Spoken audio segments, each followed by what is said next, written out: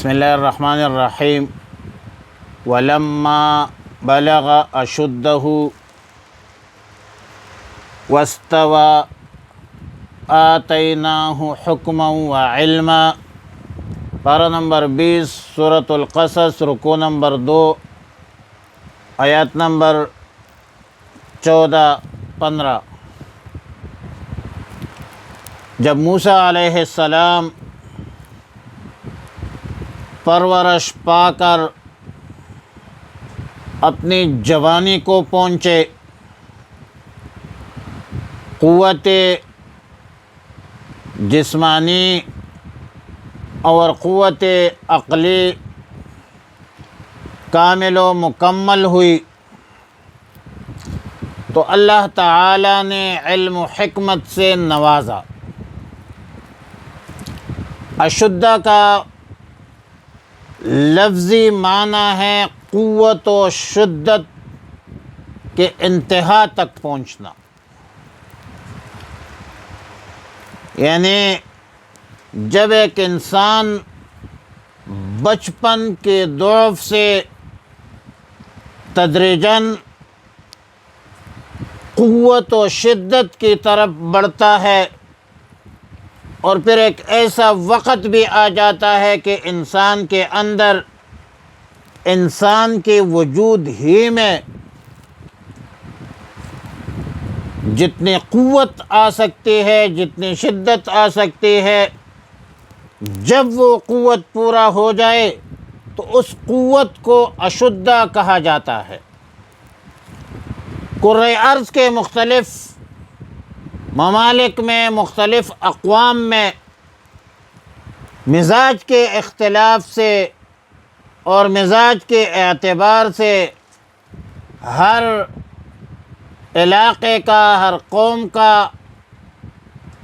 اپنا ایک مزاج ہے اور اپنی ایک اعتبار ہے۔ کسی کا اشدہ جلدی آتا ہے، کسی کا اشدہ دیر آتا ہے، دیر سے آتا ہے۔ سیدنا عبداللہ ابن عباس رضی اللہ تعالی عنہما کا قول ہے کہ اشدہ کی عمر 33 برس ہے، اور اس عمر کو سن کمال کہا جاتا ہے، جس میں بدن کی نشو و نما ایک حد پر پہنچ کر رک جاتی ہے، اور 40 سال تک یہ وقوف کا زمانہ ہے، برقرار کا زمانہ ہے۔ اور اسی کو لفظ استوا سے تعبیر کیا۔ آتینہ حکم و علم، حکم سے مراد نبوت و رسالت ہے، اور علم سے مراد احکام الہیہ کا علم ہے۔ مطلب یہ ہے کہ ہم نے موسیٰ علیہ السلام کو نبوت سے پہلے فہم سلیم، عقل مستقیم عطا فرمایا، جس سے حسن اور قبح میں امتیاز کا ملکہ پیدا ہوتا ہے، جس سے ایک انسان کے اندر اچھے اور برے کی تمیز پیدا ہوتی ہے۔ وَكَذَلِكَ نَجْزِي الْمُحْسِنِينَ، اللہ تعالیٰ نے فرمایا، یہ ہمارا ضابطہ ہے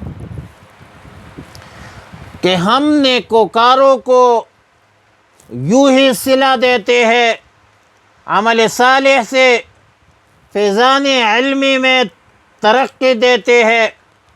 معلوم ہوا کہ موسیٰ علیہ السلام نے کبھی بھی فرعون کے روش اور مشرب کو، راستے کو کبھی بھی اختیار نہیں کیا تھا، بلکہ فرعون کے فرعونیت سے تو بچپن ہی سے نفرت کرتے تھے۔ اور آگے پھر آیت ہے کہ وَدَخَلَ الْمَدِينَةَ عَلَى حِينِ غَفْلَةٍ مِّنْ أَهْلِهَا۔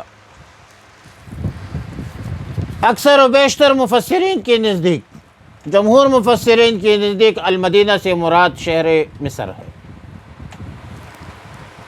اور شہر میں داخل ہونے سے معلوم ہوتا ہے کہ موسیٰ علیہ السلام مصر شہر سے باہر گئے تھے اور کہیں سے آ رہے تھے،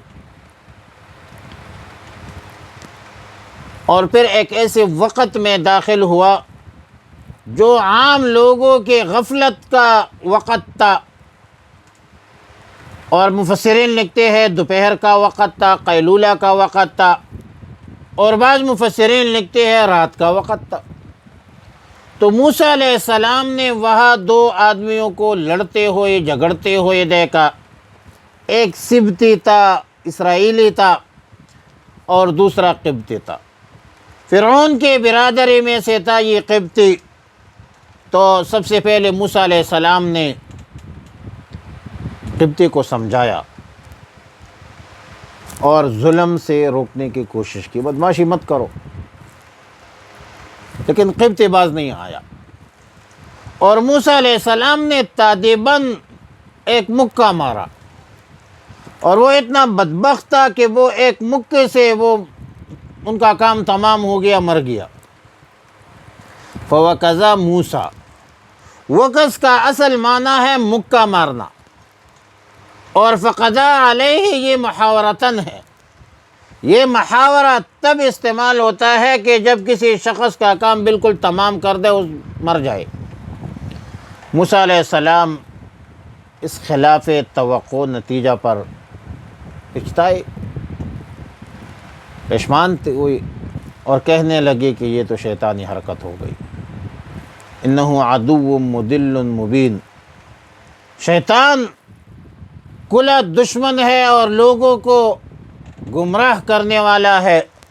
بہرحال فرمایا ولما بلغ اشدہ، اور جب وہ پہنچا اپنی جوانی کو، واستوى، اور پورا توانا ہو گیا، واستوى، اور پورا توانا ہو گیا، آتیناہ، تو دی ہم نے اس کو حکماً حکمت، و علماً، اور علم، وَكَذَلِكَ، اور اسی طرح نجزی ہم بدلہ دیا کرتے ہیں المحسنین، نیکی کرنے والوں کو۔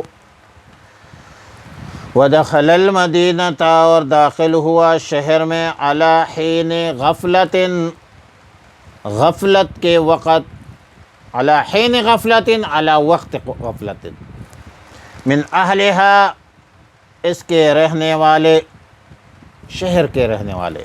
فوجدہ، تو پایا فیہا، اس شہر میں، رجلین، دو آدمیوں کو، یقتتلان، جو لڑ رہے تھے آپس میں، ھذا من شیعتہ، یہ ایک تو اس کے قوم کا تھا، وھذا من عدوہ، یہ دوسرا اس کے دشمنوں میں سے تھا۔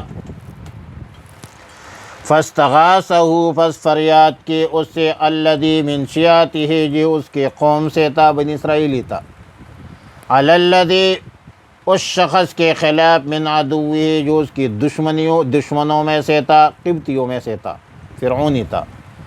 فوقذا، تو ایک مکہ مارا، موسیٰ علیہ السلام نے، فقضا علیہ، تو کام تمام کر دیا اس کا۔ اور موسیٰ علیہ السلام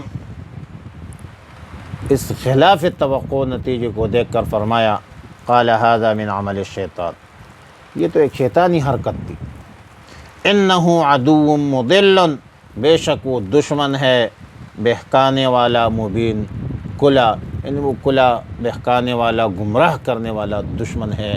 صلی اللہ علی النبی الأمی الکریم۔